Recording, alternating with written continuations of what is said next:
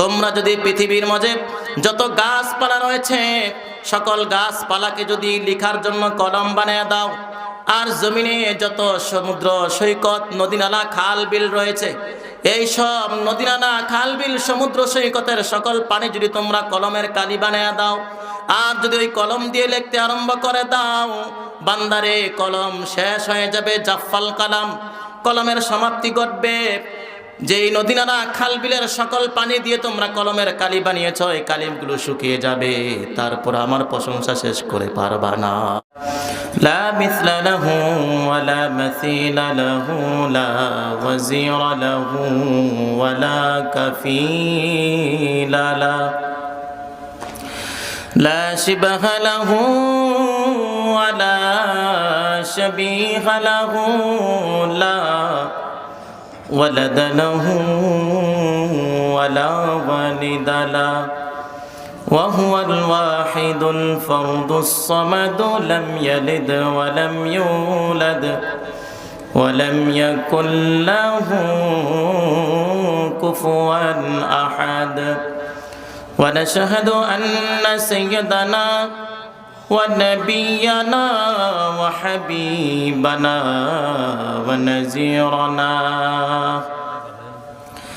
وطبيبنا وطبيب أرواحنا ومولانا محمدا عبد الله ورسوله هو الذي أرسله تعالى بالحق بشيرا ونذيرا وداعيا إلى الله بإذنه وسراجا منيرا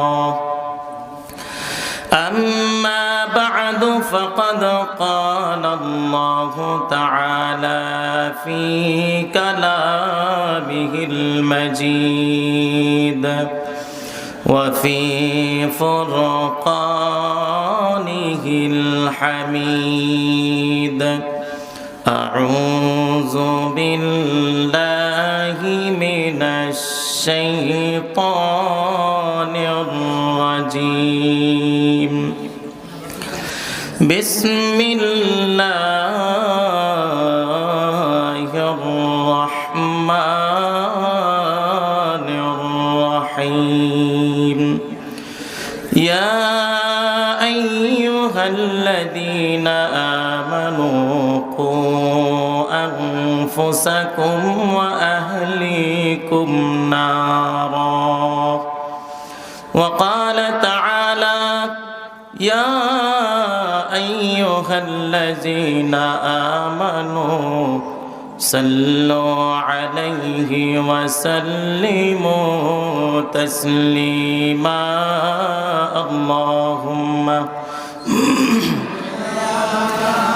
سيدنا مولانا محمد وعلى آل سيدنا مولانا محمد আলহামদুলিল্লাহ।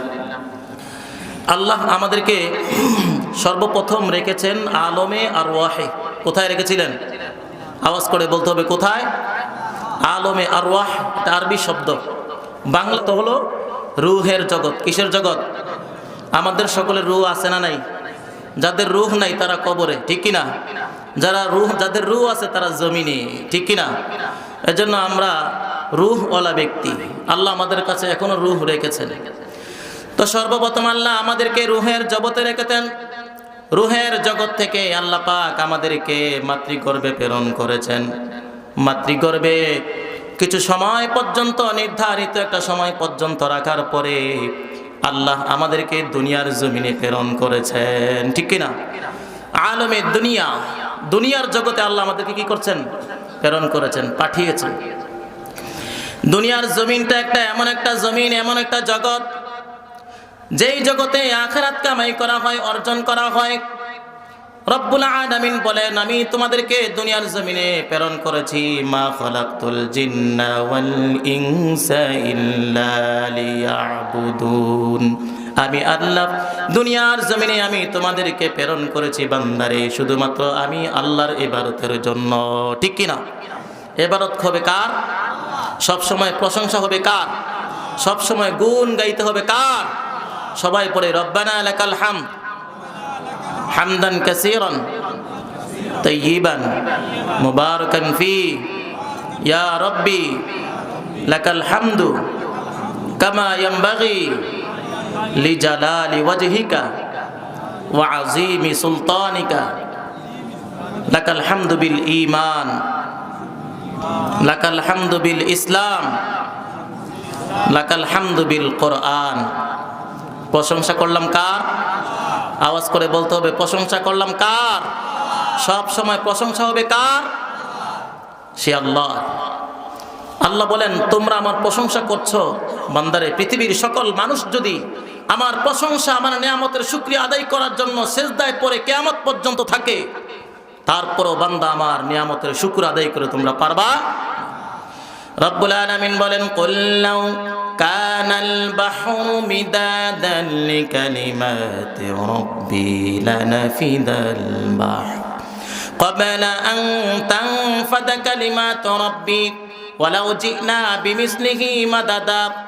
বান্দারে তোমরা সকলে মিলে আমার প্রশংসা করার জন্য যদি কিয়ামত পর্যন্ত সিজদায় পড়ে থাকো, তোমরা তো সিজদা আদায় করে শেষ করবা তো দূরের কথা।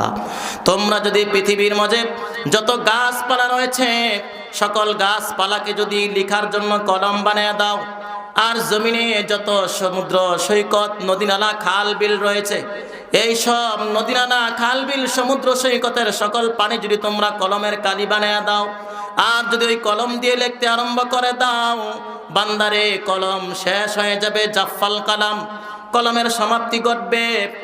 যেই নদী নালা খাল বিলের সকল পানি দিয়ে তোমরা কলমের কালি বানিয়েছ, এই কালিগুলো শুকিয়ে যাবে, তারপর আমার প্রশংসা শেষ করে পারবা না। সুবহানাল্লাহ। মুসি হলে পৃথিবীর বাড়ি তামাম, গাছপালা যদি সব হয় রে কলম, শেষ হবে না রে লেখা তব গুণগান। ও গো রহিম রহমান, অধম কিভাবে গাবো তব গুণগান। ঠিক কিনা? সারা জিন্দেগি যদি আল্লাহর প্রশংসা করা হয়, প্রশংসা শেষ হবে? আল্লাহ বলেন সকল কলম যদি শেষ হয়ে যায়, কালি যদি শেষ হয়ে যায়, এরপর আমার প্রশংসা শেষ হবে? কোনদিন আমার প্রশংসা শেষ করতে পারবা না রে বান্দা। এই জন্য যতটুকু সাধ্য আছে ওই সাধ্য অনুপাতে প্রশংসা সব সময় হবে কার? এই জন্য সকলে আবার পড়ি আলহামদুলিল্লাহ। সকল প্রশংসা কার? সব ক্ষমতার মালিক কে? আমাদেরকে জীবন দিয়েছেন কে? আবার আমাদের জীবন নিবেন কে? আমাদেরকে সুস্থ রাখেন কে? অসুস্থতা দেন কে? মাঝে মাঝে আল্লাহ পাক আমাদেরকে অসুস্থতা দিয়ে পরীক্ষাও করেন। ঠিক কিনা? সুস্থতার নিয়ামত বোঝার জন্য আল্লাহ পাক অসুস্থতা দেন। ঠিক কিনা? আল্লাহ বলেন দুনিয়ার জমিনে প্রেরণ করলাম বান্দারে, দুনিয়ার জমিনে থেকে তোমরা জান্নাত কামাই করবা। বান্দারে তোমাদেরকে ভালো মন্দ করার দুইটা যোগ্যতা দিলাম, বান্দা তুমি এবার নির্বাচন করবা, তুমি তোমার জীবনে ভালো কর্ম করে জান্নাতের মালিক হবা, নাকি অসৎ কর্ম করে তুমি জাহান্নামী হবা। তুমি সিদ্ধান্ত নাও বান্দা, এখন এই সিদ্ধান্ত নাও, তুমি জান্নাতের পথে চলবা নাকি জাহান্নামের পথে চলবা। বান্দারে দুনিয়ার জমিনে যতদিন পর্যন্ত তোমরা চলবা, তোমার হিসাব হবে। আমি আল্লাহ তোমাদেরকে তিনটা জিনিস দিলাম। এক নাম্বার হলো একজন নবী তোমাদেরকে দিলাম, দুই নাম্বার তোমাদেরকে একটা ধর্ম দিলাম, তিন নাম্বার তোমাদেরকে চলার জন্য একটা কিতাব দিলাম। ঠিক কিনা? আল্লাহ বলেন তিনটা জিনিস তোমাদেরকে দিলাম, এই তিনটা জিনিস অনুপাতে যদি বান্দা তোমরা দুনিয়ার জমিনে চলতে পারো, জান্নাত দিবে কে? আওয়াজ করে বলেন জান্নাত দিবে কে? আল্লাহ বলেন এমন একজন নবী তোমাদেরকে আমি পথ প্রদর্শক হিসাবে দিলাম, তোমাদের আদর্শ হিসাবে দিলাম, যেই নবী দুনিয়ার সকল নবীদের চাইতে শ্রেষ্ঠ নবী। ঠিক কিনা? দুনিয়ার সকল নবীর চাইতে দামি নবী, এবং দুনিয়ার মাঝে যত নবী এসেছে সকল নবীদের মাঝে শ্রেষ্ঠ নবী, আখিরি নবী বানাইয়া আল্লাহ আমাদের নবী বানাইছেন। ঠিক কিনা? যে আল্লাহ পাক আমাদের জন্য শেষ নবীকে দিলেন, শেষ বালা যার সব বালা তার। এই জন্য অনেকে খাবার খাওয়ার পরে খাবারের মধ্যে যেই অংশটা একটু মজাদার ওই অংশটা শেষে খায়, যেন আগের মন্দ খাবারটা শেষের ভালো খাবারটা যেন এটা পোষাইয়া দেয়। ঠিক কিনা? শেষে ভালো খাবারটা খাইলে মনে হয় যেন শুরু থেকে শেষ পর্যন্ত যা খেয়েছি সবই মজাদার, ঠিক কি না? এই জন্য শেষ বালা যার সব বালা তার। এই জন্য রব্বুল আলামিন আখিরি জামানার নবী বিশ্ব নবীকে বানালেন। তিনি কেমন নবী ছিলেন? উম্মতের জন্য রহমত ছিলেন। ওয়ামা আরসালনাকা ইল্লা রাহমাতাল লিল আলামিন। আল্লাহ বলেন আমি তোমাদেরকে এমন একজন নবী দিয়েছি যেই নবী শুধুমাত্র দুনিয়ার জন্য রহমত নয়, যেই নবী সাত আসমান সাত জমিনের জন্য রহমত, যেই নবী দুনিয়া এবং আখিরাতের রহমত, আলমে বরজাখের জন্য রহমত, ঠিক কি না? শুধু মানুষের জন্য রহমত নয়, আমি যত প্রাণী দুনিয়ার জমিনে প্রেরণ করেছি, যত সৃষ্টি করেছি সকল সৃষ্টির জন্য রহমত, ঠিক কি না? একটা পিপিলিকার জন্য রহমত। এটা কেমন? এটার প্রমাণ হলো রব্বুল আলামিন দুনিয়াটা সৃষ্টি করার পরে এক একজন নবী দুনিয়ার জমিনে প্রেরণ করেছেন, এক একজন নবীর সাথে আবার কিতাব দিয়েছেন। যখনই আল্লাহ পাক দেখলেন পৃথিবীর মেয়াদ শেষ হয়ে গেছে, রব্বুল আলামিন মেয়াদ বৃদ্ধির জন্য একজন নবী প্রেরণ করে দিলেন। ওই নবী যতদিন পর্যন্ত জমিনে ছিল তার দাওয়াত, তার বিধান অনুপাতে তার ধর্ম যতদিন পর্যন্ত চালু ছিল, যতদিন পর্যন্ত তার ধর্মের অনুসারী ছিল, ততদিন পর্যন্ত আল্লাহ পাক এই জমিনের মেয়াদ দিলেন। আবার যখন ওই ধর্মের অনুসারী শেষ হয়ে যায়, আল্লাহকে ডাকনেওয়ালা কোনো বান্দা জমিনে না থাকে, তখন আল্লাহ পাক নতুন করে আরেকজন নবী বানায়া জমিনের মেয়াদ বাড়িয়ে দেন। আল্লাহু আকবার। আবার যখন এই নবীর ধর্ম শেষ হয়ে যায়, কিতাব অনুপাতে মানুষের আমল শেষ হয়ে যায়, মানুষ যখন আবার নাফরমানি করতে আরম্ভ করে দেয়, তখন আল্লাহ নতুন করে আরেকজন নবী জমিনে প্রেরণ করেন, ঠিক কি না? ঠিক তেমনি ভাবে আস্তে আস্তে নবী আলাইহিস সালাম পর্যন্ত আসলো। যখন এই বিশ্ব নবীকে আল্লাহ পাক জমিনে প্রেরণ করলেন, ওই জামানাটার নাম ছিল জাহিলিয়াতের জামানা, ঠিক কি না? বর্বরতার জামানা, মূর্খতার জামানা। এমন এক জামানা ছিল বিশ্ব নবীকে যেই জামানায় প্রেরণ করেছেন, যেই জমিনে প্রত্যেকটা গার্ডিয়ান তার মেয়ে সন্তানকে জ্যান্ত কবরে দিত, যেই জামানায় কাফেররা বিবস্ত্র হয়ে উলঙ্গ হয়ে বাইতুল্লাহর তওয়াফ করছে, ঠিক কি না? এমন এক জামানায় বিশ্ব নবীকে আল্লাহ প্রেরণ করেছেন। তার মানে হলো পৃথিবীর মেয়াদ শেষ হয়ে গেছে, রব্বুল আলামিন এই পৃথিবীর আবার মেয়াদ বাড়াবেন, ঠিক কি না? মেয়াদ বাড়ানোর জন্য বিশ্ব নবীকে প্রেরণ করলেন। বিশ্ব নবী আসার পরে আল্লাহ পাক রব্বুল আলামিন এই জমিনের মেয়াদ এত বাড়িয়ে দিলেন, এত বাড়িয়ে দিলেন, যতদিন পর্যন্ত আল্লাহ ডাকনেওয়ালা বান্দা এই জমিনে থাকবে ততদিন পর্যন্ত এই জমিনের মেয়াদ থাকবে, ঠিক কি না? তার মানে আল্লাহকে ডাকনেওয়ালা বান্দা যতদিন পর্যন্ত এই জমিনে আছে ততদিন পর্যন্ত এই জমিন টিকে থাকবে, ঠিক কি না? এমন একজন নবী পেয়ে আমরা খুশি না বেজা? আল্লাহ বলেন এমন একজন নবী দিলাম, মেয়াদওয়ালা নবী, দীর্ঘমেয়াদী। এমন একজন নবী তোমাদেরকে দিলাম, আর তোমাদেরকে এমন একটা ধর্ম দিলাম যেই ধর্মের নাম হলো ইসলাম, যেই ধর্মটা আমি আল্লাহর কাছে সবচাইতে প্রিয়। রব্বুল আলামিন বলেন দুনিয়ার জমিনে যত ধর্ম আসছে সব ধর্ম অল্প সময়ের মধ্যে পরিবর্তন হয়ে গেছে, কিন্তু আমি তোমাদেরকে এমন একটা ধর্ম দিলাম যেই ধর্মটা দীর্ঘমেয়াদী, যেই ধর্মটা আমি আল্লাহর কাছে পছন্দনীয়। ইন্নাদ-দীনা ইনদাল্লাহিল ইসলাম। আমার কাছে কোনো ধর্ম এই সময়ে এই মুহূর্তে গ্রহণযোগ্য না। আমার কাছে গ্রহণযোগ্য ধর্মের নাম কি?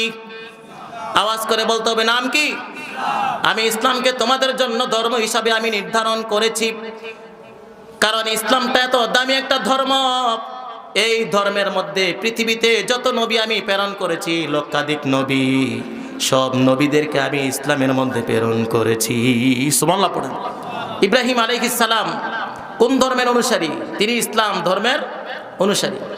রব্বুল আলামিন বললেন ইব্রাহিম আসলিম, হে ইব্রাহিম তুমি মুসলমান হও।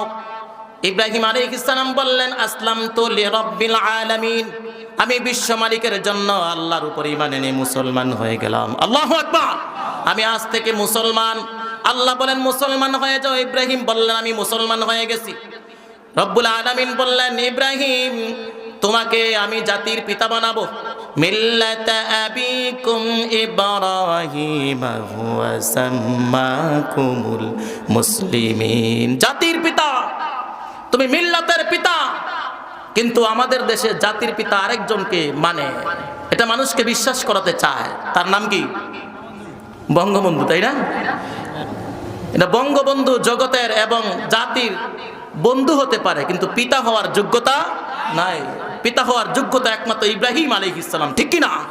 তাকে ছাড়া আর কাউকে আমরা পিতা হিসাবে গ্রহণ করতে পারি। আল্লাহ বলেন তোমাদের পিতার নাম হলো ইব্রাহিম। জানুনি তোমাদের পিতা তোমাদের নাম রাখছে কি? মিল্লাতা আবিকুম ইব্রাহিম, তোমাদের মিল্লাতের পিতা হলো ইব্রাহিম। হুয়া সাম্মাকুমুল মুসলিমিন, জাতির পিতা হিসাবে, তোমাদের পিতা হিসাবে বাবা তোমাদের নাম রেখেছে মুসলিম। কি নাম? মুসলিম রেখেছেন। হুয়া সাম্মাকুমুল মুসলিমিন, তোমাদের নাম তিনি রেখে গেছেন মুসলমান, তোমরা মুসলিম, ঠিক কি না? এমন একটা ধর্ম আল্লাহ আমাদেরকে দিয়েছেন, খুশি না বেজা? আল্লাহ বলেন তোমাদেরকে শুধুমাত্র নবী দেই নাই, শুধুমাত্র ধর্ম দেই নাই, তোমাদেরকে আর একটা গুরুত্বপূর্ণ জিনিস দিয়েছি। আমি তোমাদেরকে এমন একটা কিতাব দিয়েছি, যেই কিতাবটা আমি কোনো জামানার কোনো নবীকে দেই নাই। আমি যত নবী দুনিয়ার জমিনে প্রেরণ করেছি, প্রত্যেকটা নবীকে আমি কিতাব দিয়েছি লিখিত আকারে। কি আকারে? লিখিত আকারে দিয়েছি। এই পর্যন্ত যত কিতাব, আসমানি কিতাব জমিনে আসছে, সব কিতাব পরিবর্তন হয়েছে, ঠিক কি না?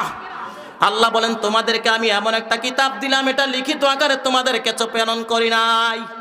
আমি এই কিতাবটাকে আমার হাবিবের দিলের মধ্যে, অন্তরের মধ্যে, সিনার ভিতরে নাজিল করেছি। এই জন্য এই কিতাবটা শুধুমাত্র লিখিত অবস্থায় থাকে না, এই কিতাবটা মানুষের দিলের মধ্যে, সিনার মধ্যে আল্লাহ পাক ঢুকিয়ে দিয়েছেন। সুবহানাল্লাহ। হাফেজের সংখ্যা বাংলাদেশে আছে না নাই? কম না বেশি? আল্লাহ পাক রব্বুল আলামিন বলেন যে পৃথিবীর জমিনে আমি যত কিতাব নাজিল করেছি, কোন কিতাবের হিফাজতের দায়িত্ব আমি নেই নাই, শুধুমাত্র কোরআনের হিফাজতের দায়িত্ব আমি আল্লাহ নিয়েছি। ইন্না নাহনু নাযালনা যিকরা ওয়া ইন্না লাহু লাহাফিজুন, কিতাব আমি নাজিল করেছি, এর সংরক্ষণের দায়িত্ব কিয়ামত পর্যন্ত আমি আল্লাহই নিয়েছি। সুবহানাল্লাহ পড়ুন। এই যে আল্লাহ পাক যে দায়িত্ব নিয়েছেন, একটা প্রমাণ হলো এটা, আজ পর্যন্ত কোরআনের একটা জবরজের পর্যন্ত চেঞ্জ হয় না, ঠিক কি না? কিয়ামত পর্যন্ত পারবে? কোরআন বলতেছে যে আমি আল্লাহর পক্ষ থেকে লৌহে মাহফুজ থেকে আসা কিতাব। কাফেররা বলতে লাগলো, কোরআন বলতেছে, চ্যালেঞ্জ খাইতেছে, আল্লাহ চ্যালেঞ্জ করে, এটা এমন একটা কিতাব যার একটা আয়াত চেঞ্জ করা যায় না। ইমরাউল কায়েসের মতো একজন কবিকে সবাই ধরলো, যে ইমরাউল কায়েস বাইতুল্লাহর গিলাপের মধ্যে একটা কবিতার ছন্দ লেখে তিনি চ্যালেঞ্জ করতেন, কোন বাপের বেটা আছো, কোন মায়ের সন্তান আছো, যদি সাহস থাকে আমি ইমরাউল কায়েসের এই কবিতার ছন্দটার মতো করে একটা ছন্দ বানিয়ে দেখাও, 100 ওট উপহার দেব। ইমরাউল কায়েস এই ঘোষণা দিত। ইমরাউল কায়েসের এই ছন্দের মোকাবেলায় কোনো ছন্দ লেখার যোগ্য কেউ ছিল না। সুবহানাল্লাহ পড়ে। ওই জামানায় ইমরাউল কায়েসকে জিয়া বলতেছে কাফেররা, এই ইমরাউল কায়েস তোমার মতো কবি, তোমার মতো সাহিত্যিক জামানায় আর কেউ নাই, তুমি সবচেয়ে বড় কবি, সবচেয়ে বড় সাহিত্যিক। মুহাম্মাদের উপর যে কিতাব নাজিল হয়েছে, এই কিতাব চ্যালেঞ্জ করে, যালিকাল কিতাবু লা রাইবা ফি হুদাল লিল মুত্তাকিন। আল্লাহু আকবার। কোরআন বলে আমি লৌহে মাহফুজ থেকে আসা কিতাব। কোরআনকে যদি জিজ্ঞেস করা হয় কোরআন তোমার নাম কি, কোরআন বলে বাল হুয়া কুরআনুম মাজিদুম ফি লাউহিম মাহফুজ। আমি কোরআনে মাজিদ। আবার কোরআন বলতেছে ইয়াসিনুল কুরআনিল হাকিম, আমি প্রজ্ঞাময় কোরআন। সুবহানাল্লাহ পড়ুন। আবার কোরআন বলতেছে আমার নাম জিকির, ইন্না নাহনু নাযালনা যিকরা, আমার নাম জিকির। এজন্য কোরআনের তেলাওয়াত কম না বেশি? জিকির কোনটাকে বলা হয়? যেটা বারবার উচ্চারণ করা হয়। সবচাইতে বেশি উচ্চারণ করা হয় কোন কিতাবটা? কোরআনে কারীম। নামাজের মধ্যে কোরআনে কারীমের তেলাওয়াত আছে না নাই? বাচ্চারা মক্তবে কোরআনে কারীমের তেলাওয়াত আছে না নাই? হেফজখানায় কোরআনে কারীমের তেলাওয়াত আছে না নাই? পুরা বিশ্বে কোরআনে কারীমের তেলাওয়াতের মতো তেলাওয়াত পঠিত এমন জিকির বিশ্বে আর কোনো কিতাব পড়া হয় না, ঠিক কিনা বলুন? কোরআন আল্লাহ পাক জিকির রেখেছেন। কোরআন বলে আমার নাম জিকির। এই কোরআন বলে আমি কোথায় ছিলাম জানোনি? কোরআনকে জিজ্ঞেস করলে কোরআন বলবে আমি ছিলাম লৌহে মাহফুজে। লোকেরা জিজ্ঞেস করে, কোরআন তুমি কি আসলে লৌহে মাহফুজে ছিলা? তুমি দুনিয়ার জমিনে যেই কিতাব আসতো, এটা কি আসলে লৌহে মাহফুজের কিতাব? লৌহে মাহফুজ থেকে আসা সেই কোরআনই হলো আমাদের কাছে থাকা সেই কোরআন, ঠিক কি না? এই কোরআন বলবে যদি বিশ্বাস না হয় ফাতু বিসূরাতিন মিন মিসলি, আমার মতো করে একটা সূরা বানিয়ে দেখাও। যদি বানাতে না পারো তাহলে তোমাদেরকে মেনে নিতে হবে আমি যেই কোরআন তোমাদের কাছে আছি এই কোরআনই হলো লৌহে মাহফুজের কোরআন, ঠিক কি না? আমি কোনো বানানো কোনো কিতাব নয়, মুহাম্মদ আমাকে বানায় নাই, আমি আল্লাহর পক্ষ থেকে প্রেরিত কিতাব, আমি কালামুল্লাহ, আল্লাহর কালাম, ঠিক কি না? আল্লাহ পাকের মেসেজগুলো আমাদেরকে দিয়েছেন, যেভাবে দিয়েছেন সেভাবে এসে পৌঁছেছে। এই জন্য আল্লাহ পাক এখানে চ্যালেঞ্জ, যালিকাল কিতাব লা রাইবা ফি। পৃথিবীর প্রত্যেকটা কবি সাহিত্যিক যখন কিতাব লেখে, প্রত্যেকটা লেখক লিখে দেয় যে ভূমিকার মধ্যে সে উপস্থাপন করে যে আমি মানুষ হিসেবে আমার ভুল হতে পারে, কিতাবের মধ্যে যদি কোনো ভুল হয়ে থাকে অনুগ্রহ পূর্বক আমাকে জানাবেন, সংশোধনের চেষ্টা করব, ঠিক কি না? কিন্তু কোরআন বলেন না, আমি এমন এক কিতাব, আল্লাহ বলেন এমন এক কিতাব আমি তোমাদের কাছে দিয়েছি যেই কিতাবের ব্যাপারে আমি চ্যালেঞ্জ করতেছি এই কিতাবের মধ্যে কোনো ভুল হওয়ার দূরের কথা, এই কোরআনের মধ্যে সন্দেহ করার কোনো অবকাশ নাই। ভুল হবে তো দূরের কথা, সন্দেহ করারও কোনো অবকাশ নাই। আল্লাহ বলেন এমন তিনটা জিনিস তোমাদেরকে দিলাম, এই তিনটা জিনিস অনুপাতে তোমরা দুনিয়ার জমিনে চলবা, দুনিয়ার জমিনে তোমরা ভালো কাজ করবা, মন্দ কাজ করবা। এই জন্য আমি আল্লাহ তোমাদের দুই কাঁধে দুইজন ফেরেশতা বসিয়ে দিয়েছি। কি ফেরেশতা? কিরামান কাতিবিন, দুইজন সম্মানিত ফেরেশতা, আল্লাহ পাকের পক্ষ থেকে পুরস্কার প্রাপ্ত ফেরেশতা, নোবেল অ্যান্ড রেকর্ডিং সেই ইন্টারন্যাশনাল, যে আল্লাহ পাকের পক্ষ থেকে পুরস্কার প্রাপ্ত দুইজন ফেরেশতা হলো কিরামান কাতিবিন। দুই কাঁধে দুইজন ফেরেশতা আল্লাহ পাক প্রত্যেকের কাঁধের মধ্যে বসাই দিয়েছেন, সুবহানাল্লাহ পড়ো। এজন্য মানুষ হাসরের ময়দানে প্রশ্ন করতে পারে, আল্লাহ আমলনামা লেখার জন্য শুধুমাত্র দুইজন ফেরেশতা আপনি দিয়েছেন, দুইজন ফেরেশতাই দিয়েছেন, একজনেরটা লিখতে গিয়ে আরেকজনেরটা ভুল করতে পারে, এই সম্ভাবনা আছে। এই জন্য আল্লাহ পাক প্রত্যেকের কাঁধে আলাদা আলাদা দুইজন দিলেন, সুবহানাল্লাহ পড়েন। আবার দুইজন দিলেন, প্রশ্ন হতে পারে হাসরের ময়দানে বান্দারা প্রশ্ন করবে, আল্লাহ আমাদেরকে আমলনামা লেখার জন্য একজন ফেরেশতা দিয়েছেন, দুইজন দেন নাই। একজন ফেরেশতা যখন আমি নেক আমল করেছি তখন সে গুনাহ লিখতেছিল, আমার গুনাহ একটা লিখতে পারে নাই, গুনাহ লিখতে গিয়ে সে ভুলে গিয়েছে। এই জন্য আল্লাহ পাক আলাদা আলাদা দুইজন ফেরেশতা কাঁধে বসায় দিয়েছেন, সুবহানাল্লাহ পড়ো। একজনে নেক আমল লিখবে, সে বদ আমল লিখবে না, আরেকজনে বদ আমল লিখবে, নেক আমল সে লিখবে না। প্রত্যেকটা ফেরেশতা আলাদা আলাদা দায়িত্ব নিয়ে বসেছে। একজনে শুধুমাত্র নেক আমল লিখবে, ভুল করার কোনো সম্ভাবনা নাই। প্রশ্ন করতে পারে, আল্লাহ আপনার ফেরেশতারা ভুল করতে পারে?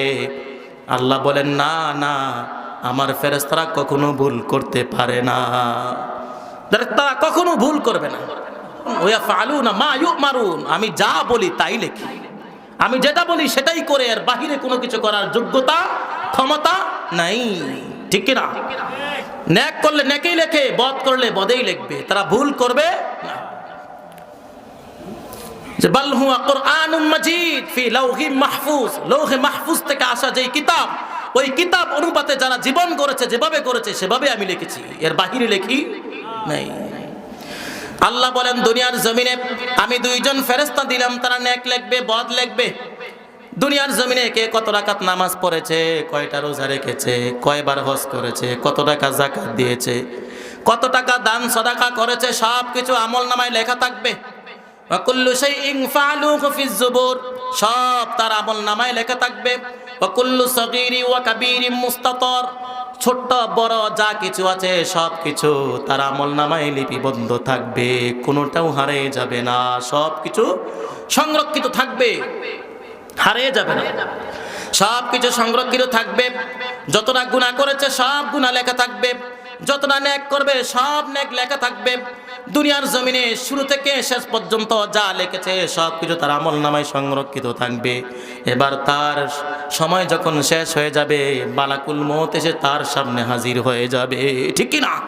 নির্ধারিত সময় পর্যন্ত সে দুনিয়ার জমিনে থাকবে, জন্মের পর থেকে মৃত্যু পর্যন্ত যা করবে সব লেখা থাকবে, সব লেখালেখি শেষ, এখন আর লেখালেখির সময় নাই। মালাকুল মউত এসে বলবে, এই কিরামান কাতিবিন, দুইজন সম্মানিত ফেরেশতা, তোমাদের লেখা বন্ধ করে দাও, আর লিখতে হবে না, শেষ। তার জীবনের হায়াত শেষ হয়ে গেছে, এখন তার রূহ কবজ করে নিয়ে যাব। মালাকুল মউত তার সামনে হাজির হয়ে যাবে, দুনিয়ার কোনো ব্যক্তি তাকে আটকে রাখতে পারবে বাবার আগে সন্তান চলে যায়, সন্তানের আগে বাবা চলে যায়, মায়ের আগে মেয়ে চলে যায়, মেয়ের আগে মা চলে যায়, আছে না নাই? বড় ভাইয়ের আগে ছোট ভাই চলে যায়, আছে না নাই? চলে যাচ্ছে। মালাকুল মউত এসে তার সামনে যখন হাজির হয়ে যায়, দুনিয়ার কোনো ক্ষমতা নাই, কোনো শক্তি নাই, তাহলে মালাকুল মউতের হাত থেকে তাকে বাঁচানো, ঠিক কি না? আল্লাহ বলেন মালাকুল মউত তখনই আসবে যখন নির্ধারিত সময় হবে। ইযা জাআ আজালুহুম লা ইস্তাখিরুনা সাআ ওয়া লা ইস্তাকদিমুন। নির্ধারিত সময় যখন আসবে রে বান্দা, মালাকুল মউত এসে তোমাদের সামনে হাজির হয়ে যাবে, ঠিক কি না? মালাকুল মউত যখন তোমাদের সামনে হাজির হবে, কেউ তোমাকে আটকে রাখতে পারবে না। এক জালেম গুনাহের মধ্যে লিপ্ত হয়ে গেল, জেনার কাজে লিপ্ত হয়ে গেল, মালাকুল মউত এসে তার ঘরের দরজার সামনে দাঁড়ায় গেছে আর বলে, দরজা খোলো, তোমার কাছে আমি জরুরি ভিত্তিতে সাক্ষাৎ করতে এসেছি। সে বলে, যাও, চলে যাও, আমি ভীষণ ব্যস্ত আছি, তোমার সাথে সাক্ষাৎ করার কথা বলার মতো সময় আমার নাই, আমি বড় ব্যস্ত, ভীষণ ব্যস্ত, চলে যাও। মালাকুল মউত বলে, আমি যার কাছে আসি তার কাছে আর দ্বিতীয়বার আসি? তোমার কাছে এসেছি, জরুরি ভিত্তিতে এসেছি, তোমাকে ছাড়া আমি কোথাও যেতে পারি না, দরজা খুলো, না হয় কি করে ঢুকতে হয় এটা আমার জানা আছে, ঠিক কি না? মালাকুল মউত তার সাথে সাক্ষাৎ করার জন্য দরজা খুলতে হবে, আওয়াজ করে বলতে হবে, খুলতে হবে। যদিও মালাকুল মউতের আকার এক পাতার আসমানে আরেক পাতার জমিনে, সুবহানাল্লাহ পড়ে। বিশ্বনবী বলেন, এক একজন ফেরেশতা কত বড় জানো? পৃথিবীর সকল সমুদ্র সৈকতের পানি যদি একজন ফেরেশতার মাথায় ঢেলে দেওয়া হয়, এক ফোঁটা পানি মাটিতে পড়বে না, সুবহানাল্লাহ। এত বড় বড় ফেরেশতা আল্লাহ পাক বানাইছে। এই জন্য মালাকুল মউতের হাত থেকে বাঁচানোর ক্ষমতা কোনো পৃথিবীর কোনো শক্তির নাই, ঠিক কি না? আমেরিকার আছে। মালাকুল মউত তার ঘরের ভেতরে ঢুকে পড়েছে, জালেমটা গুনার কাজে লিপ্ত রয়েছে। মালাকুল মউত তার মাথার চুলের মুষ্টিতে ধরে টান দিয়ে দাঁড় করে বলে, আমি আর কেউ নাই রে, আমি হলাম মালাকুল মউত, বাঁচার ক্ষমতা নয়, আমি এখনই তোকে নিয়ে যাব। মালাকুল মউত তার জানটা নিয়ে আসমানে চলে গেছে, সুবহানাল্লাহ পড়ে। যে মালাকুল মউত যখনই আসবে কেউ তাকে আটকে রাখতে পারবে না। মৃত্যু হয়ে গেল, বান্দা এখন কোথায় যাবে? আখিরাতে নাকি আলমে বারজাখ, কবরের জগতে? কবরের জগৎ আছে না নাই? ছিলাম আমরা রূহের জগতে, আসলাম আমরা মাতৃগর্ভে, মাতৃগর্ভ থেকে আসলাম আলমে দুনিয়া, দুনিয়ার জগতে, দুনিয়ার জগৎ থেকে আমরা ইন্তেকাল করে, ইন্তেকাল শব্দের অর্থ হলো স্থানান্তরিত হওয়া। আমরা দুনিয়ার জমিন থেকে চলে যাবে আলমে বারজাখ, কবরের জগতে। কবরের জগতে শোয়ার সাথে সাথে আত্মীয় স্বজনরা যখন কবর থেকে দূরে সরে যাবে, 40 কদম দূরে চলে যাবে, তারপরে দুইজন ফেরেশতা আসবে, মুনকার নাকির, সওয়ালকারী দুইজন ফেরেশতা।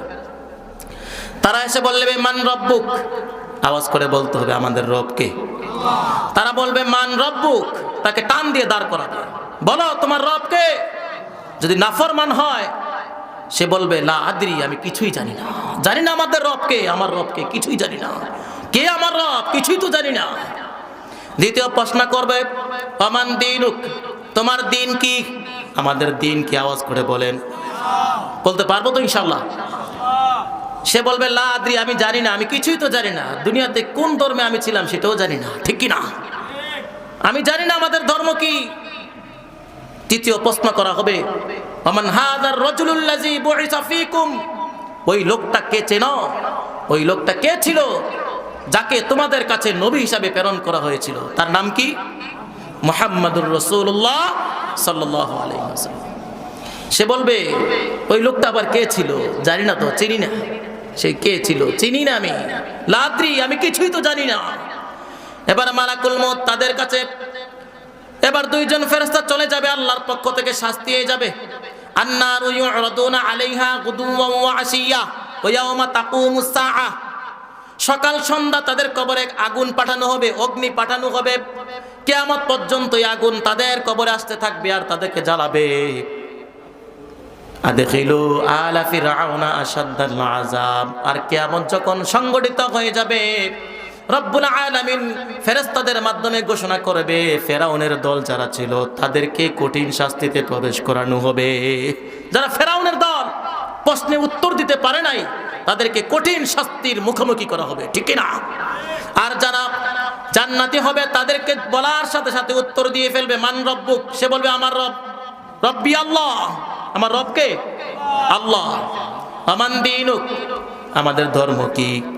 সে বলবে হুয়াল ইসলাম, হুয়াল ইসলাম, আমার ধর্মের নাম হলো কি? ইসলাম।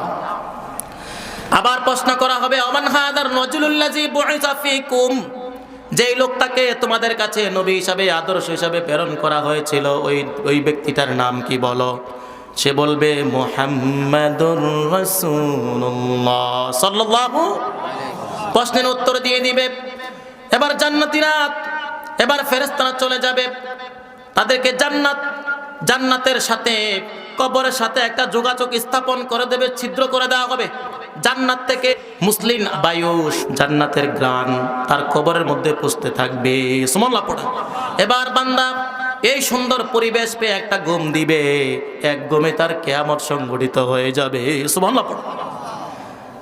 এবার কিয়ামত সংঘটিত হয়ে যাবে, আল্লাহর কাছে সবাই হাজির হয়ে যাবে। চলে গেলাম আমরা আখিরাতে, দুনিয়া শেষ, কবরের জগৎ শেষ, এবার আখিরাত নিয়ে সংক্ষিপ্ত আলোচনা, তারপরে আমরা শেষ করে দেব দোয়ার মাধ্যমে। পারবো তো ইনশাআল্লাহ? আল্লাহ আমাদেরকে তৌফিক দেন, বলুন আমিন। হাশরের ময়দানে আল্লাহ পাক বিচার কায়েম করবেন, মিজানের পাল্লা আল্লাহ পাক সেখানে স্থাপন করবেন।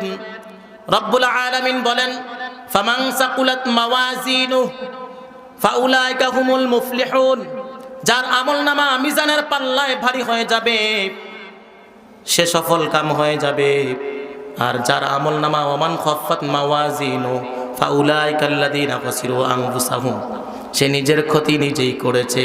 যার আমলনামা মিজানের পাল্লায় হালকা হয়ে যাবে সে তার নিজের পায়ে নিজে কুড়াল মেরেছে। ঠিক কি না? যে আল্লাহ পাক রব্বুল আলামিন তখন সবাইকে একত্রিত করবেন আর বলবেন ওয়ামতাজুল ইয়াওমা আইয়ুহাল মুজরিমুন, এ অপরাধীরা তোমরা জান্নাতীদের থেকে আলাদা হয়ে যাও, পৃথক হয়ে যাও। অন্যায়কারীরা, পাপীরা তোমরা আলাদা হয়ে যাও, তোমাদের বিচার হবে। এবার জাহান্নামীদের মিজানের পাল্লায় তাদের আমলনামা তোলা হবে। যখন তাদের আমলনামা মিজানের পাল্লায় তোলা হবে তখন তারা দেখবে তাদের আমলনামা হালকা হয়ে গেছে। সাথে সাথে তাদের আমলনামা রব্বুল আলামিন তাদের বাম হাতে পিছন দিক থেকে দিয়ে দিবে। ফাম্মা মান উতিয়া কিতাবাহু ওয়ারা'a যহরি ফাসাওফা ইয়াদউ সুবুরা, যখন তার আমলনামা পিছন দিক থেকে বাম হাতে দেওয়া হবে ওই ব্যক্তিটা সাথে সাথে তার ধ্বংস কামনা করবে। হায় আমি যদি এখন ধ্বংস হয়ে যেতাম, আমি বিচারের সম্মুখীন হয়ে গেছি, আমি জাহান্নামী হয়ে গেছি, আমার মতো দুর্ভাগ্য এই ময়দানে আর কেউ নাই। ঠিক কি না? এবার সে নিজের ধ্বংস নিজেই কামনা করবে। আল্লাহ বলেন শুধু তাই না, সে নিজের পায়ে নিজেই কুড়াল মেরেছে, সে দুনিয়ার জমিনে হত্যাকাণ্ড করেছে, জেনা করেছে, ব্যভিচার করেছে, অন্যের হক নষ্ট করে ফেলেছে, দুনিয়ার জমিনে অন্যায়ভাবে কাউকে হত্যা করে ফেলেছে। যে তাকে হত্যা করেছে, কোনো মুসলমান যদি কোনো মুসলমানকে হত্যা করে, বিশ্বনবী বলেন লা ইয়াদখুলুল জান্নাতা কাতিল, কোনো মুসলমান যদি কোনো মুসলমানকে হত্যা করে সে জাহান্নামী। ঠিক কি না? আর যে হত্যা হয়েছে সে মাজলুম হয়ে শহীদ হয়ে আল্লাহর জান্নাতে চলে যায়, যে হত্যা করেছে সে জাহান্নামী হয়ে জাহান্নামে চলে যায়। ঠিক কি না? এজন্য যে হত্যা করেছে সে মনে করেছে আমি বেঁচে গেছি, তাকে মেরে ফেলেছি। আল্লাহ বলে সে বাঁচে নাই, সে নিজের ধ্বংসটা নিজেই কামনা করেছে, নিজের পায়ে নিজেই কুড়াল মেরেছে। রব্বুল আলামিন বলেন 3 শ্রেণীর ব্যক্তি এমন আছে যাদের আযাব হাসরের ময়দানে দ্বিগুণ করে দেওয়া হবে। তার প্রথম ব্যক্তি হলো আল্লাযীনা লা ইয়াদউনা মা'আল্লাহ ইলাহান আখার, আমি আল্লাহর সাথে যাকে শরীক করেছে, আমি আল্লাহর মতো ক্ষমতা কাউকে মনে করেছে। সকল ক্ষমতার উৎস জনগণ, আছে না নাই? সকল ক্ষমতার উৎস কে? আল্লাহ। আল্লাহ বলে এমন শরীক যারা করবে তাদের শাস্তি আমি হাসরের ময়দানে দ্বিগুণ করে দেব। ঠিক কি না? হাসরের ময়দানে দ্বিগুণ করে দেওয়া হবে ওই ব্যক্তিদের শাস্তি যারা আল্লাহর সাথে কাউকে ক্ষমতাশীল মনে করেছে, যারা মাজারে গিয়ে সন্তান চেয়েছে। আল্লাহ বলে সন্তান দেওয়ার মতো ক্ষমতা শুধুমাত্র আমার, তিনি কে? আল্লাহ বলে সন্তান শুধু দেওয়ার ক্ষমতা আমি রাখি। যারা মনে করেছে যে পীরের দরবারে গেলে, মাজারে গেলে, কবরে চাইলে সন্তান পাওয়া যায়, ওই ব্যক্তি আমি আল্লাহকে অসম্মান করেছে। ঠিক কি না? আমার যোগ্যতা নিয়ে এসে প্রশ্ন তুলেছে, এজন্য আমি আল্লাহ হাসরের ময়দানে তাকে আমি দ্বিগুণ শাস্তির মুখোমুখি করে দেব, ঠিক কিনা? আল্লাহ বলেন 1 নাম্বার ব্যক্তি হলো ওই ব্যক্তি যে আমার সাথে শরীক করেছে। 2 নাম্বার ব্যক্তি হলো ওয়া ইয়াকতুলুন নাফসাল্লাতী হারামাল্লাহু ইল্লা বিল হক, অন্যায়ভাবে কোনো মুসলমানকে হত্যা করে ফেলেছে। যারা অন্যায়ভাবে কোনো মুসলমানকে হত্যা করেছে তাকে আমি হাসরের ময়দানে দ্বিগুণ শাস্তির অন্তর্ভুক্ত করব, তাকে দ্বিগুণ শাস্তি দেওয়া হবে। 3 নাম্বার হলো ওয়ালা ইয়াজনুন, তোমরা জেনা করো না, ব্যভিচার করো না। দুনিয়ার জমিনে যারা জেনা করবে, ব্যভিচার করবে, তার শাস্তি হাসরের ময়দানে দ্বিগুণ করবেন কে? আল্লাহ বলেন ইউদাআফ লাহুল আযাবু ইয়াউমাল কিয়ামা ওয়া ইয়াখলুদু ফীহি মুহানা। আল্লাহ বলেন এমন 3 কর্মে যারা অংশগ্রহণ করবে, এই 3 কর্মের যারা আসামি হবে, আমি আল্লাহ হাসরের ময়দানে দ্বিগুণ শাস্তির মুখোমুখি করে হীন অবস্থায় আমি তাকে জাহান্নামে রাখবো, ঠিক কি না? এজন্য এই 3 গুণ আমাদের মধ্যে কোনোদিন আনা যাবে এমন পাপী আমরা হতে পারি না। এজন্য এমন পাপ যারা করবে এদের শাস্তি হাসরের ময়দানে দ্বিগুণ করে দিবে। সাধারণ যেই শাস্তিটা হবে এর শাস্তির দ্বিগুণ করে দেওয়া হবে। এজন্য সাবধান এই 3 গুণ থেকে। পারবো তো ইনশাআল্লাহ? আল্লাহর সাথে কাউকে শরীক করব না, অন্যায়ভাবে কাউকে হত্যা করব না, কোনো জেনা ব্যভিচারে যাওয়া যাবে না। এটা হলো এই 3টা গুণ, দ্বিগুণ শাস্তি থেকে বাঁচার জন্য এই 3টা গুণ থেকে বাঁচতে হবে। রব্বুল আলামিন বললেন ওয়ামান খাফফাত মাওয়াজিনু ফাউলাইকাল্লাযীনা খাসিরু আনফুসাহুম, চিরস্থায়ী জাহান্নামী হয়ে তারা সেখানে থেকে যাবে। সে নিজের পায়ে নিজের কুড়াল মেরেছে। রব্বুল আলামিন এবার তাদের বিচার করবেন আর জাহান্নামী ফেরেশতাদেরকে ডেকে বলবেন, ও জাহান্নামী ফেরেশতারা, তারা জাহান্নামী হয়ে গেছে। ওয়াসিকাল্লাযীনা কাফারু ইলা জাহান্নামা যুমারা। রব্বুল আলামিন ফেরেশতাদেরকে ডেকে ডেকে বলবেন, ও জাহান্নামী ফেরেশতারা, যাও যাও, তাদেরকে হাঁকিয়ে হাঁকিয়ে জাহান্নামে নিয়ে যাও, ঠিক কি না? তাদেরকে হাঁকিয়ে হাঁকিয়ে জাহান্নামে নিয়ে যাও। তাদেরকে হাঁকিয়ে হাঁকিয়ে জাহান্নামে কেন নেওয়া হবে? প্রশ্ন আছে না নাই? আওয়াজ করে বলতে হবে, প্রশ্ন আছে না নাই? হাঁকিয়ে হাঁকিয়ে এই জন্য নেওয়া হবে কারণ জাহান্নামের পথে যখন তাদেরকে উঠিয়ে দেওয়া হবে, জাহান্নামের রাস্তাটা থাকবে কষ্টকাকীর্ণ কাঁটাযুক্ত রাস্তা। পাড়া দিবে সাথে সাথে তার কাঁটা ঢুকবে, পা রাখার সাথে সাথে কাঁটা ঢুকে পড়বে। এই কষ্টকাকীর্ণ কাঁটাযুক্ত রাস্তা দিয়ে হাঁটা যায়? হাঁটতে চাইবে না, যাইতে চাবে না। এই জন্য ফেরেশতারা ধাক্কায় ধাক্কায় তাদেরকে জাহান্নামের দিকে নিয়ে যাবে। আল্লাহ আমাদেরকে জাহান্নাম থেকে বাঁচাও, বলুন আমিন। হাঁকিয়ে হাঁকিয়ে নিয়ে যাবে। ফেরেশতারা তাদেরকে বলবে, ও ফেরেশতারা, খুযুহু ফাগুল্লু, তাদের গলায় আগুনের শিকল লাগাও, তাদের হাত পায়ে বেড়ি লাগাও। সুম্মাল জাহিমা সল্লু, তারপর তোমরা জাহান্নামে তাদেরকে নিক্ষেপ করো। টেনে টেনে জাহান্নামের কিনারায় দাঁড় করে দেওয়া হবে। জাহান্নামের উপরে থাকবে ফুলসিরাত, আছে না নাই? জাহান্নামীদেরকে বলবে এবার ফুলসিরাত পাড়ি দাও। জাহান্নামীরা যখন ফুলসিরাতের উপর পা রাখবে সাথে সাথে কেটে জাহান্নামের মধ্যে পড়ে যাবে। রব্বুল আলামিন এবার জান্নাতীদেরকে বলবেন, ওয়াসিকাল্লাযীনা তাকাউ রাব্বাহুম ইলাল জান্নাতি যুমারা হাত্তা ইযা জাউহা ওয়া ফুতিহাত আবওয়াবুহা ওয়া ক্বালা লাহুম খাযানাতুহা সালামুন আলাইকুম ফাদখুলুহা খালিদিন। আল্লাহু আকবার। ফেরেশতারা বলবে নিরাপদে প্রবেশ করো, সুবহানাল্লাহ। জান্নাতীদেরকে বলবে, ও জান্নাতীরা তোমরা জান্নাতি। ফেরেশতাদেরকে বলবে, ও ফেরেশতারা যাও, তাদেরকে জান্নাতি নিয়ে যাও। এবার জান্নাতি ফেরেশতারা জান্নাতীদেরকে জান্নাতের রাস্তায় দাঁড় করে দেবে। জান্নাতীরা রাস্তায় দাঁড়িয়ে যাবে। এত সুন্দর রাস্তা জীবনে কোনোদিন দেখে নাই। জান্নাতীদেরকে যখন জান্নাতের রাস্তায় দাঁড় করে দেওয়া হবে আর বলবে হাঁটো, আল্লাহ পাক জাহান্নামীদের ব্যাপারেও বললেন ওয়াসিকাল্লাযীনা কাফারু, তাদেরকে হাঁকিয়ে হাঁকিয়ে ধাক্কায় ধাক্কায় জাহান্নামে নেবে। জান্নাতীদের ব্যাপারেও এই শব্দটা আল্লাহ বলবেন ওয়াসিকাল্লাযীনা তাকাউ রাব্বাহুম, তাদেরকেও বললেন তাদেরকে হাঁকিয়ে হাঁকিয়ে নিয়ে যাও। তার মানে জাহান্নামীদেরকেও ধাক্কায় নিবে, জান্নাতীদেরকেও ধাক্কায় নিবে নাকি? দুইটা শব্দের মাঝে দুইটা পার্থক্য আছে। যেমন জাহান্নামীদেরকে জাহান্নামে ধাক্কায় ধাক্কায় নিবে, হাঁকিয়ে নেওয়া হবে, কারণ এটা কাঁটাযুক্ত রাস্তা, যেতে চায় না, তাই ধাক্কায় ধাক্কায় নিয়ে যাবে। ছাগলকে যখন আপনি টান দিবেন পানিতে নামানোর জন্য, সে পিছন দিকে বের করে, আছে না নাই? সে টান দিয়ে পিছন দিকে যেতে চায়, সামনে যেতে চায় না, কারণ এই জাহান্নামীরা ঠিক এই অবস্থাটায় পড়বে, তারা যেতে চাইবে না, এজন্য তাদেরকে ধাক্কায় ধাক্কায় কি করবে? জাহান্নামের দিকে নিয়ে যাবে। ঠিক তেমনি ভাবে জান্নাতীদেরকে হাঁকিয়ে হাঁকিয়ে নিয়ে যাবে। জাহান্নামীদের অবস্থাটা হবে এমন, রাখাল যেমনি ভাবে ছাগলগুলোকে সামনের দিকে হাঁকিয়ে হাঁকিয়ে নিয়ে যায়, হাঁস মুরগি পালনেওয়ালা মালিক যখন হাঁস মুরগিদেরকে হাতে এভাবে হাঁকিয়ে হাঁকিয়ে নিয়ে যায়, জান্নাতি ফেরেশতারা বলবে যাও যাও তোমরা জান্নাতে যাও। তাদের হাঁকানোর সিস্টেমটা হবে এমন, সুবহানাল্লাহ পড়ো। তারাও যেতে চাইবে না। জান্নাতীরা যেমনি ভাবে, জাহান্নামীরা যেমনি ভাবে জাহান্নামে যেতে চায় না, ঠিক জান্নাতীরা সেভাবে জান্নাতে যেতে চাবে না। দুইটার মধ্যে পার্থক্য আছে না নাই? জাহান্নামীরা ভয়ে যায় না, আর জান্নাতীরা রাস্তায় উঠার পরে যেই রাস্তা দেখছে, এত সুন্দর রাস্তা দেখে সামনে যায় না, বলে এখানে আমাদের যথেষ্ট এনাফ, আর লাগবে না। সুবহানাল্লাহ পড়ে। জান্নাতি ফেরেশতারা বলে এই মেয়ে দাঁড়াও, এটা জান্নাত না, এটা তো রাস্তা, এটা মাত্র জান্নাতের রাস্তা, তরিকুল জান্নাহ, এটা জান্নাতের রাস্তা, জান্নাতের পথ। সামনে হবে জান্নাত, অনেক দূর, জান্নাত অনেক দূর, জান্নাত অনেক দূর, এটা জান্নাত না মিয়া। ফেরেশতারা তাদেরকে হাঁকিয়ে হাঁকিয়ে জান্নাতের দিকে নিয়ে যাবে। চলো জান্নাত, ইজহাব ইলাল জান্নাহ, জান্নাতের দিকে চলো। জান্নাতীরা বলবে আমরা তো মনে করেছিলাম এটাই জান্নাত, তাই নাকি? তাহলে আসল সামনের দিকে চলে যাই, জান্নাতে যাই, দেরি করা যায় না।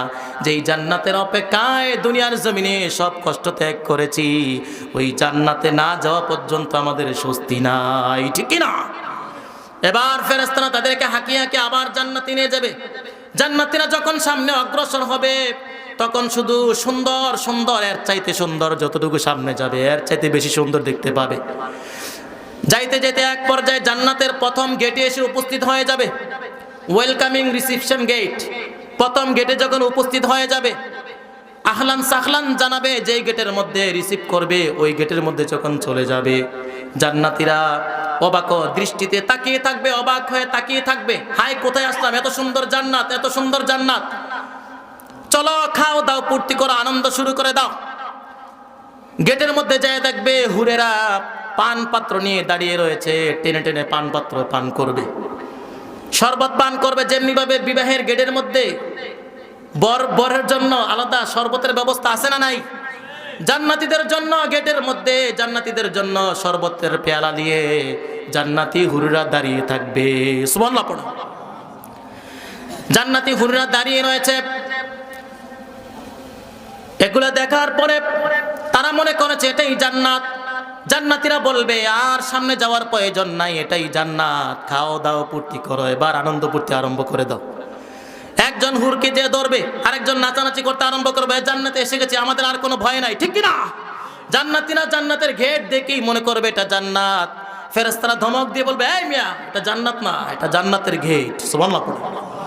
শুধু তাই নয়, এটা জান্নাতের একটা গেট। আর বলে না যে সামনে আরো দুইটা গেট আছে, বলে না এটা জান্নাতের গেট, চলো জান্নাত অনেক দূর, জান্নাত অনেক দূর, এটা মাত্র গেটে আসছো। জান্নাতীরা বলবে ভাই আমরা তো মনে করেছি এটা জান্নাত, কিন্তু এত সুন্দর জায়গা, এটা জান্নাত ছাড়া আর কিছু হতে পারে না। এত সুন্দর বুঝি জান্নাতের রাস্তা হয় মিয়া, এটা তো আমরা মনে করেছি জান্নাত। ফেরেশতারা বলবে না, রব্বুল আলামিন বলেন জান্নাতটা এমন বানিয়েছি আমি, যেই জান্নাতটা কোনো কর্ণ তার বর্ণনা শোনে নাই, যেই জান্নাতের দৃশ্য কোনো চোখ দেখি নাই, কোনো দৃষ্টি দেখে নাই, যেই জান্নাতের বর্ণনা কোনো দিল অনুধাবন করে নাই। সুবহানাল্লাহ পড়েন। যেই জান্নাতের বর্ণনা কোনো কান এখনো পর্যন্ত শুনে নাই, ওই জান্নাতে তো যাইবা মিয়া, এটা জান্নাত না, জান্নাতের গেট। প্রথম যা গেট থেকে যখন দ্বিতীয় গেটের দিকে নেওয়া হবে, হাঁকিয়ে হাঁকিয়ে নিবে, যত সামনে যাবে তত সৌন্দর্য বেড়ে উঠবে। জান্নাতি দর্শকরা জান্নাতের এই মনোরম পরিবেশ, চমৎকার পরিবেশ দেখতে থাকবে। দ্বিতীয় গেটে যখন চলে যাবে, জান্নাতীরা শুয়ে পড়বে। জান্নাতীরা কি করবে? শুয়ে পড়বে। চলো জান্নাতে চলে এসেছি, আবার পানপাত্র, সেখান থেকে শরবত পান করতে আরম্ভ করবে, নাচানাচি, ফালাফালি, আনন্দ উৎসব শুরু করে দিবে। এই ফেরেশতারা তোমরা চলে যাও, আমরা জান্নাতে চলে আসছি, যেখানে আসছি এখানেই যথেষ্ট, আর লাগবে না। সুবহানাল্লাহ। তারা আনন্দ পূর্তি শুরু করে দিবে। ফেরেশতারা বলবে না না, এটাও জান্নাত না, এটা জান্নাতের দ্বিতীয় গেট। জান্নাতের কি গেট? দ্বিতীয় গেট। জান্নাতীরা বলবে আমরা তো মনে করেছিলাম এটাই জান্নাত। আবার সামনের দিকে অগ্রসর হবে, তৃতীয় গেটে যাওয়ার পরে সেখানে তারা বিছানা নিয়ে শুয়ে পড়বে, কাতামুড়িতে শুয়ে পড়বে, আর যাওয়া লাগবে না, এখানেই শেষ। ওই মেয়ে জান্নাত যাওয়া লাগবে না, এটাই তো জান্নাত। সুবহানাল্লাহ পড়ে। ফেরেশতারা বলবে না না, জান্নাত আরো অনেক দূরে। এবার জান্নাতীরা সামনের দিকে দৌড়াবে, তাড়াতাড়ি জান্নাতে যেতে হবে। 1 নাম্বার 2 গেট শেষ, 2 নাম্বার গেট শেষ, 3 নাম্বার গেটও শেষ। এইবার জান্নাতে ঢুকার পালা। সুবহানাল্লাহ পড়ে। এবার জান্নাতে যাওয়া যায়। ফেরেশতারা বলবে তোমাদের জন্য জান্নাত অপেক্ষমান। 3টা গেট ছিল, 3টা গেট তোমরা অতিক্রম করেছ, এখন তোমাদের জান্নাতে ঢুকার পালা। সুবহানাল্লাহ পড়ে। এবার তারা জান্নাতের গেটে দাঁড়াবে, জান্নাতের দরজায় গিয়ে দাঁড়িয়ে যাবে। وقال لهم خزنتها سلام عليكم طبتم فادخلوها خالدين। জান্নাতের মাঝে যেই হুর পরিণত ছিল, জান্নাতের মাঝে রিসেপশনের জন্য যেই ফেরেশতারা দাঁড়িয়ে ছিল, হুররা দাঁড়িয়ে ছিল, জান্নাতের হুর পরিরা বলতে থাকবে وقال لهم خزنتها সালামুন আলাইকুম, তোমাদের উপর আল্লাহর শান্তি বর্ষিত হোক। তিবিতুম, তোমরা দুনিয়ার জমিনে সবচাইতে ভালো অবস্থায় ছিলে, তোমাদের মতো সৌভাগ্যবান এই সময়ে হাসরের ময়দানে দ্বিতীয় আর কেউ নাই। সুবহানাল্লাহ। তোমাদের মতো সৌভাগ্য আর কেউ নাই। ফাদখুলুহা খালিদিন, নিরাপদে জান্নাতে প্রবেশ করো। সুবহানাল্লাহ পড়েন। জান্নাতে প্রবেশ করে এবার দেখবে হুররা দৌড়াদৌড়ি করতেছে, ছুটাছুটি করছে, এক একজনের হাতের মধ্যে পান পাত্র পাওয়া যায়। জান্নাতীরা জান্নাতের ভেতরে ঢোকার পরে তাকিয়ে থাকবে, এত সুন্দর জান্নাত জীবনে দেখি নাই। জান্নাতের অবাক হয়ে যাবে, এত সুন্দর জান্নাত। জান্নাতীরা যখন জান্নাতে বসে যাবে, জান্নাতে বসার পরে সারিবদ্ধভাবে তারা সেখানে সোফার সেট পাবে, বিছানা পাবে, জান্নাতের মধ্যে বসে পড়বে, একে অপরের সামনাসামনি বসে বসে কথা বলতে আরম্ভ করবে। জান্নাতের ভেতরে একে অপরের সাথে কথা বলবে। একজন বলবে দুনিয়ার জমিনে আমার একজন বন্ধু ছিল, সে কই, সে কোথায়?